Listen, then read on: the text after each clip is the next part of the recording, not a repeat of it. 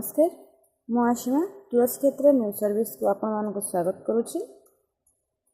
Police अधिकारी महिला club आनुकूल्य रे आयोजित परिवार कल्याण प्रदर्शनी उद्यापित।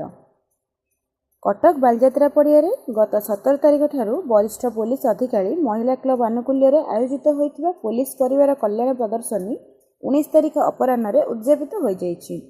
राज्य आरक्षी महानिर्देशक डाक्टर राजेंद्र प्रसाद शर्मा यह उद्यापन उत्सव में मुख्य अतिथि भाव जोगदे विभिन्न पुलिस जिला बाटालियन और प्रतिष्ठान परिवार कल्याण केन्द्र तरफ आयोजित यह प्रदर्शनी उच्च प्रशंसा करने सह आगामी दिन में यह आहरी आकर्षणीय करने को परामर्श देते। वरिष्ठ पुलिस अधिकारी महिला क्लब उपाध्यक्ष श्रीमती वीणा राय श्रीवास्तव अध्यक्षतार अनुष्ठित यह कार्यक्रम श्रेष्ठ परिवार कल्याण केन्द्र मान पुरस्कृत कर स्टॉल साजसज्जा ओएसओपी स्टॉल बाटालियन कटक प्रथम स्थान अधिकार करथिबा बेले सुंदरगढ़ जिला द्वितीय ओएसएपी चतुर्थ बाटालियन राउरकेला कल्याण केन्द्र तृतीय स्थान अधिकार करिछि।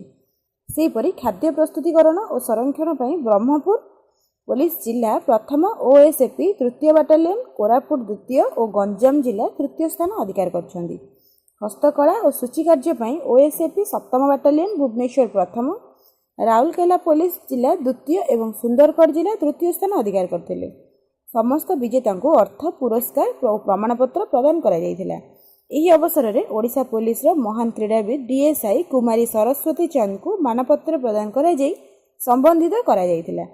एही कार्यक्रम में क्लब उपाध्यक्ष स्वागत अभिभाषण प्रदान करथिबा बेले श्रीमती सोनाली महांती संपादकीय विवरणी पाठ करथिले। क्लब कोषाध्यक्ष श्रीमती कविता रणपिसे धन्यवाद प्रदान करथिले।